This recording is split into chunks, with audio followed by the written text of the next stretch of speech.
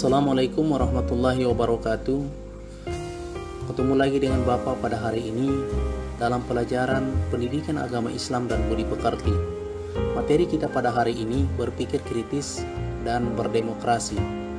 Untuk mengawali pembelajaran kita pada hari ini, kalian harus membaca Surat Al-Imran ayat 190 sampai 191 sebagai berikut.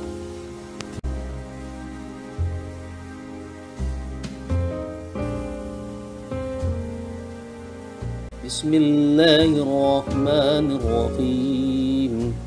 Inna fi khalqis samawati wal ardi wa ikhtilafil laili wan nahari laayatin liulil albab الذين يذكرون الله قياما وقعودا وعلى جنوبهم ويتفكرون في خلق السماوات والأرض ربنا ما خلقت هذا باطلا سبحانك فقنا عذاب النار.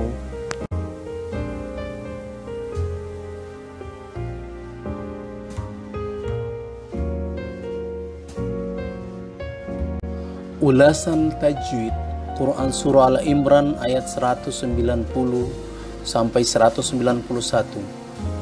Lafaz inna fi, hukum bacaannya gunna, yaitu nun syiddah atau ada dua nun bertemu langsung. Kemudian yang kedua wan nahar, hukum bacaannya gunna, nun syiddah ada dua nun bertemu langsung juga. Kemudian yang ketiga lafaz laayatil liulil albab, hukum bacaannya idgham bila guna, yaitu kasrotain bertemu dengan huruf lam. Kemudian di bacaan albab, hukum bacaannya adalah qalqalah kubra, yaitu huruf ba dibaca sukun di akhir bacaan. Kemudian yang berikutnya adalah lafaz qiyaman wa qu'udan wa 'ala, hukum bacaannya adalah idgham bigunna, yaitu fathatain bertemu dengan huruf waw.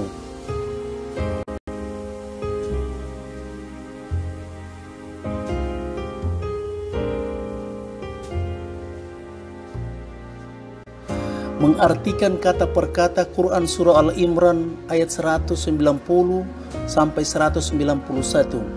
Lafaz inna fi khalqi artinya yang sebenarnya di penciptaan, as-samawati langit, wal ardi bumi, wa ikhtilafi pergantian, al-laili malam, wan nahari siang, la ayatin sungguh menjadi tanda-tanda, li ulil albab bagi orang yang berakal, alladzina yadhkuruna Allah mereka yang mengingat Allah, qiyaman sambil berdiri, wa qu'udan sambil duduk, wa ala junubihim dengan berbaring, wa yatafakkaruna dan mereka memikirkan, Rabbana ya Tuhan kami, ma khalaqta hadza tidaklah engkau menciptakan ini, batilan dengan sia-sia, subhanaka maha suci engkau, faqina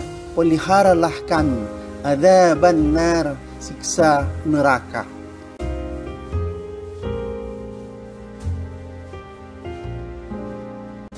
Asbabun nuzul Quran Surah Al-Imran ayat 190 sampai 191. Al-Kisah dari Aisyah radhiyallahu anha. Rasulullah sallallahu alaihi wasallam bersabda, "Wahai Aisyah, apakah engkau mengizinkan Kanda pada malam ini untuk beribadah kepada Allah Subhanahu wa taala sepenuhnya?" Jawab Aisyah radhiyallahu anha, "Wahai Rasulullah, sesungguhnya saya menyenangi apa yang engkau senangi, menyukai apa yang engkau sukai. Saya izinkan engkau melakukannya." Kemudian Nabi mengambil kirba atau tempat air yang terbuat dari kulit domba yang terletak di dalam rumah. Lalu beliau berwudu. Selanjutnya beliau mengerjakan sholat. Di waktu salat beliau menangis sampai-sampai air matanya membasahi kainnya karena merenungkan ayat Al-Quran yang dibacanya. Setelah salat beliau duduk memuji-muji Allah dan kembali menangis tersendu-sendu. Kemudian beliau mengangkat kedua tangan, berdoa dan menangis lagi, dan air matanya membasahi tanah. Kemudian datanglah Bilal untuk azan subuh, dan melihat Nabi SAW menangis, ia bertanya, "Wahai Rasulullah, mengapakah Rasulullah menangis? Padahal Allah telah mengampuni dosa Rasulullah, baik yang terdahulu maupun yang akan datang." Nabi menjawab, "Apakah saya ini bukan seorang hamba yang pantas dan layak bersyukur kepada Allah SWT? Dan bagaimana saya tidak menangis? Pada malam ini Allah SWT telah menurunkan ayat kepadaku." Quran Surah Al-Imran ayat 190-191. Selanjutnya beliau berkata, "Alangkah rugi dan celaka orang-orang yang membaca ini dan tidak memikirkan dan tidak merenungkan kandungan artinya."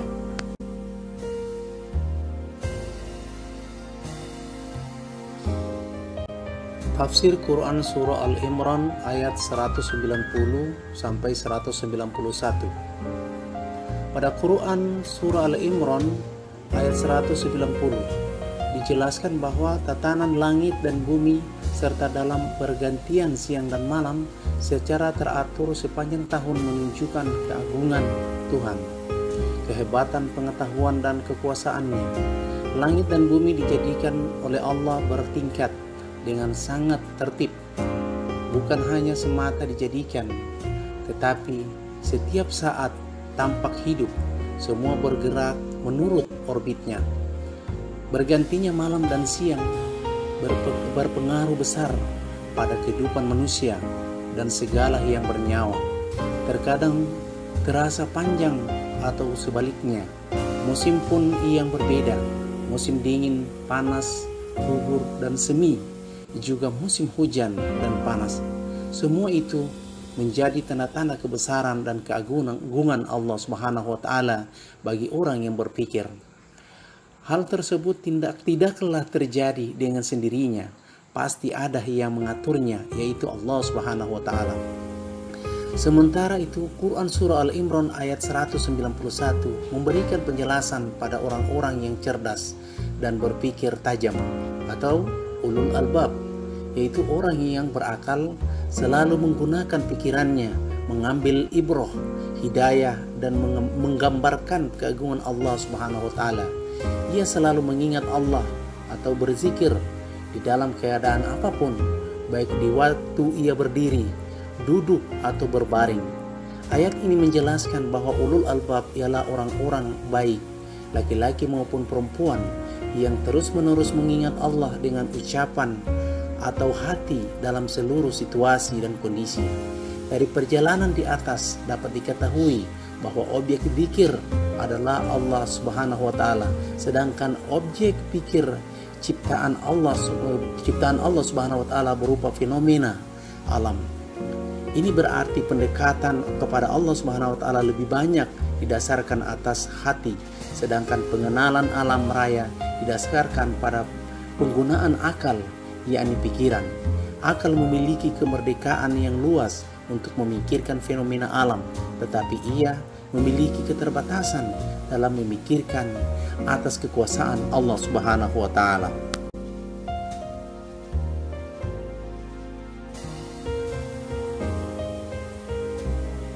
Bismillahirrahmanirrahim. فبما رحمة من الله لنت لهم ولو كنت فظا غليظ القلب لانفضوا من حولك فاعف عنهم واستغفر لهم وشاورهم في الأمر فإذا عزمت فتوكل على الله Innallaha yuhibbul mutawakkilin. Artinya, maka disebabkan rahmat dari Allah, kamu berlaku lemah lembut terhadap mereka. Sekiranya kamu bersikap keras lagi berhati kasar, tentulah mereka menjauhkan diri dari sekelilingmu. Karena itu, maafkanlah mereka, mohonkanlah ampun bagi mereka, dan bermusyawarahlah dengan mereka dalam urusan itu. Kemudian apabila kamu telah membulatkan tekad, bertakwalah kepada Allah. Sesungguhnya Allah menyukai orang-orang yang bertawakal kepadanya. Quran Surah Al-Imran ayat 159.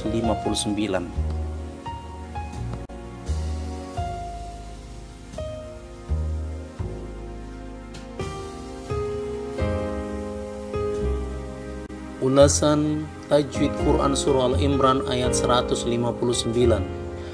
Lafaz fabima rahmatim minna. Hukum bacaan adalah idgham bigunna, yaitu kasrotain bertemu dengan huruf mim. Kemudian lafaz lintalahum lanfaddu. Hukum bacaannya ikhfa, nun sukun bertemu dengan huruf ta. Kemudian yang kedua, nun sukun bertemu dengan huruf fa. Kemudian lafaz fazun qalizul qalbi. Hukum bacaannya izhar, yaitu fathatain bertemu dengan huruf ghain. Kemudian lafaz lahum wasyawiruhum. Hukum bacaannya izhar safawi, yaitu mim sukun bertemu dengan huruf waw. Wasyawiruhum fil amr. Hukum bacaannya adalah tetap izhar safawi, yaitu mim sukun bertemu dengan huruf fa.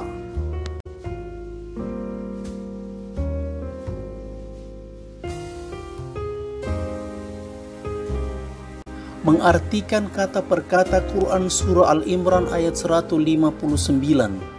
Yang pertama, fabima rahmatin, maka dengan sebab rahmat, minallahi, dari Allah, lintalahum, engkau berlaku lemah lembut kepada mereka, walau kunta, dan sekiranya engkau fazan, bersikap keras, qalizul qalbi, berhati kasar, lan faddu, sungguh mereka akan menjauhkan diri, min haulika, dari sekitarmu, fa'fu anhum, maka maafkanlah mereka, wastaghfir lahum, memohonkan ampunan, wasyawirhum, dan bermusyawarahlah, fil amri, dalam segala urusan, fa idza azamta, maka jika kamu telah menangguhkan tekad, fatawakkal 'alallahi, bertawakallah kepada Allah, innallaha, sesungguhnya Allah, yuhibbul,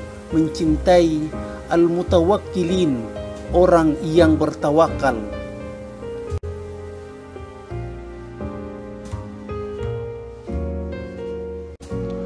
Asbabun Nuzul Quran Surah Al-Imran ayat 159. Sebab-sebab turunnya ayat ini kepada Nabi Muhammad SAW adalah sebagaimana yang diriwayatkan oleh Ibnu Abbas radhiyallahu anhu. Ia menjelaskan bahwasanya setelah terjadinya perang Badar, Rasulullah mengadakan musyawarah dengan Abu Bakar radhiyallahu anhu dan Umar bin Khattab radhiyallahu anhu untuk meminta pendapat mereka tentang para tawanan perang. Abu Bakar radhiyallahu anhu berpendapat mereka sebaiknya dikembalikan kepada keluarganya dan keluarganya diminta untuk membayar tebusan. Namun Umar radhiyallahu anhu berpendapat bahwa mereka sebaiknya dibunuh. Yang diperintah membunuh adalah keluarganya. Rasulullah tidak langsung mengambil keputusan, sehingga turunlah ayat ini sebagai dukungan atas pendapat Abu Bakar radhiyallahu anhu. Hadis riwayat Qalabi.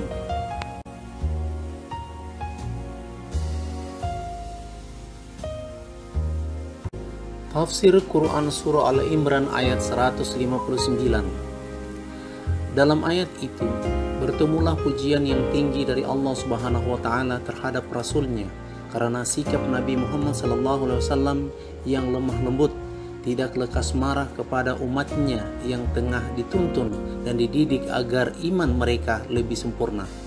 Sekalipun sudah sedemikian nyata kesalahan beberapa orang yang meninggalkan tugasnya karena terpesona akan harta itu, namun Rasulullah SAW tidaklah terus marah-marah. Dalam ayat itu Allah Subhanahu wa taala menegaskan pujiannya kepada Rasul bahwasanya sikap yang lemah lembut itu terwujud karena Allah Subhanahu wa taala telah memasukkan rahmatnya. Rahmat, belas kasihan, cinta kasih itu telah ditanamkan Allah Subhanahu wa taala ke dalam diri beliau, sehingga rahmat itu pula lah yang mempengaruhi sikap beliau dalam memimpin. Secara singkat, Quran Surah Al-Imran ayat 159 menyebutkan secara berurutan untuk dilakukan sebelum bermusyawarah, yaitu sebagai berikut. Yang pertama, bersikap lemah lembut. Orang yang melakukan musyawarah harus menghindari tutur kata yang kasar serta sikap keras kepala supaya mitra musyawarah tidak pergi menghindar. Yang kedua, memberi maaf dan bersedia membuka diri. Kecerahan pikiran hanya dapat hadir bersamaan dengan sirnanya kekerasan hati serta kedengkian dan dendam. Yang ketiga, memohon ampun Allah Subhanahu wa taala sebagai pengiring dalam bertekad, kemudian bertawakal kepadanya atas keputusan yang dicapai. Yang diharapkan dalam musyawarah adalah mufakat untuk kebenaran, karena dalam bermusyawarah kadang terjadi perselisihan pendapat atau perbedaan. Yang keempat, dalam menghadapi semua masalah, orang yang bermusyawarah harus bersikap lemah lembut. Melalui jalur musyawarah untuk mufakat tidak boleh dilakukan dengan hati yang keras atau kasar dan berperilaku kekerasan. Yang kelima, mengutamakan musyawarah untuk mufakat dalam menyelesaikan setiap urusan. Kemudian yang keenam, apabila telah dicapai suatu kesepakatan, semua pihak harus menerima dan bertawakal, menyerahkan diri dan dari segala urusan kepada Allah Subhanahu wa taala, dan Allah Subhanahu wa taala mencintai hamba-hambanya yang bertawakal.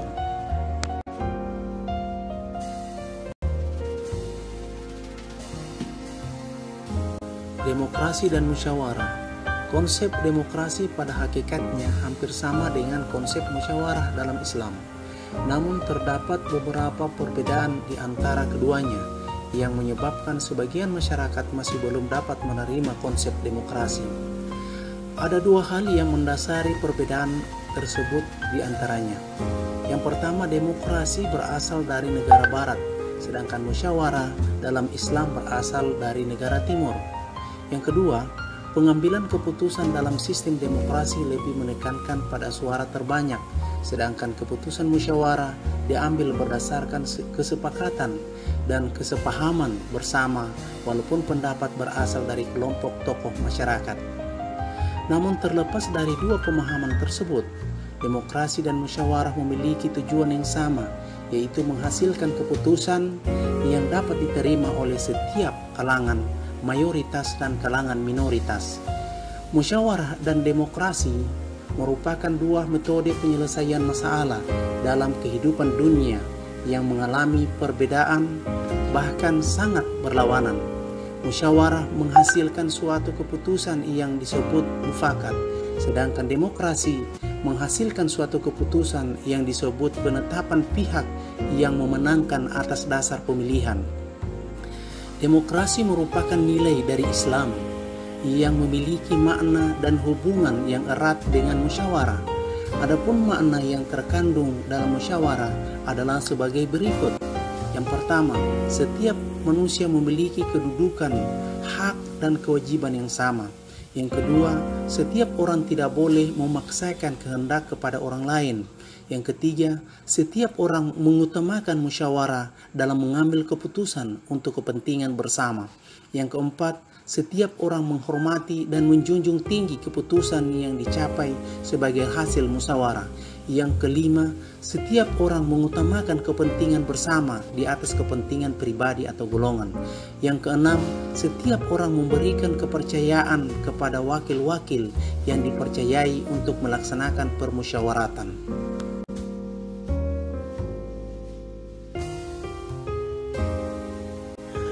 Menerapkan prinsip berpikir kritis dan berdemokrasi secara Islam. Islam sangat menghargai manusia yang berpikir kritis.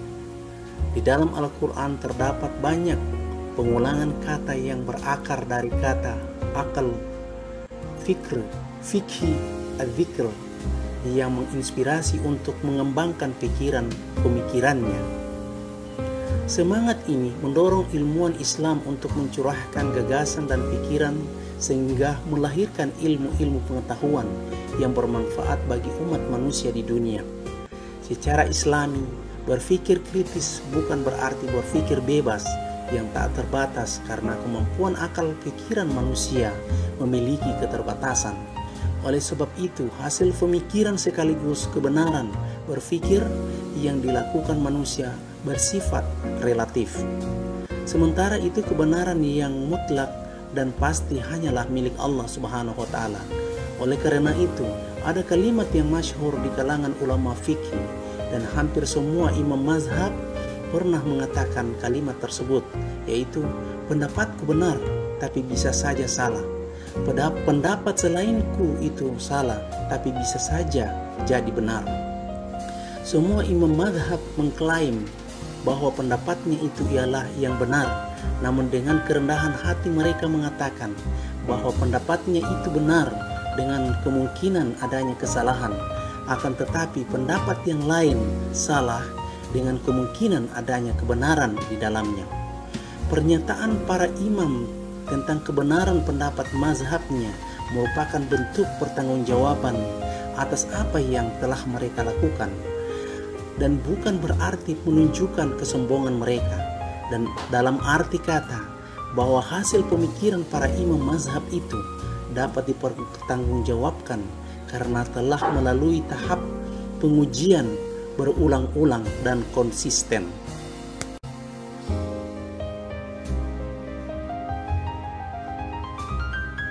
Manfaat berpikir kritis. Pertama, berpikir kritis memiliki banyak solusi jawaban ide kreatif. Membiasakan diri berpikir kritis akan melatih siswa memiliki kemampuan untuk berpikir rasional. Berpikir dan bertindak reflektif adalah tindakan dan berpikir yang tidak direncanakan, terjadi secara spontan. Yang kedua, dengan berpikir kritis mudah memahami pemikiran orang lain. Berpikir kritis membuat pikiran lebih fleksibel, tidak kaku dalam mengutarakan pendapat atau pemikiran ide-ide dari yang lain. Lebih mudah untuk menerima pendapat orang lain yang memiliki persepsi yang berbeda dengan diri sendiri. Yang ketiga, dengan berpikir kritis dapat memperbanyak kawan dan rekan sejawat yang baik. Ada lebih banyak manfaat yang bisa diperoleh karena berpikir kritis, dan proses itu pada umumnya saling berkaitan. Yang keempat, dengan berpikir kritis akan lebih mandiri, mampu berpendapat secara mandiri. Artinya, tidak harus selalu mengistimewakan orang lain pada saat dihadapkan pada situasi yang rumit dan sulit, serta harus segera mengambil keputusan. Orang yang berpikir kritis tidak perlu menunggu orang lain yang mampu menyelesaikan masalah. Yang kelima, orang yang berpikir kritis sering menemukan peluang dan kesempatan baru dalam segala hal, bisa dalam pendidikan, pekerjaan atau bisnis atau usaha. Tentu saja hal ini akan berdampak pada kewaspadaan diri sendiri. Untuk menemukan peluang dibutuhkan pemikiran yang tajam serta mampu menganalisa peluang yang ada pada suatu keadaan.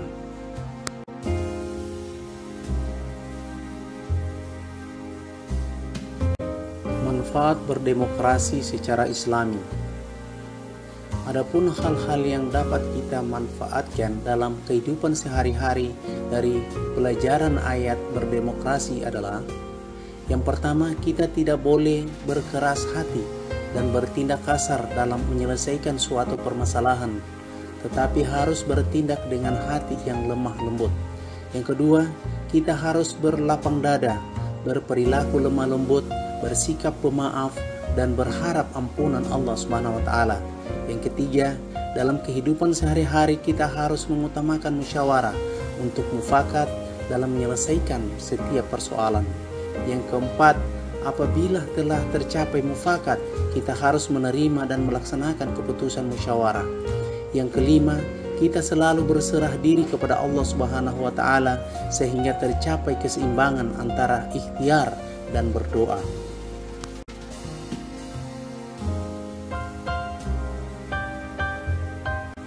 Demikianlah pembelajaran kita pada hari ini. Pesan Bapak kepada kalian semuanya adalah jangan lupa sholat 5 waktu, sholat duha, dan membaca Al-Quran. Tingkatkan ibadah sunnahnya, serta taat kepada kedua orang tua dan selalu membantunya dalam segala hal. Assalamualaikum warahmatullahi wabarakatuh.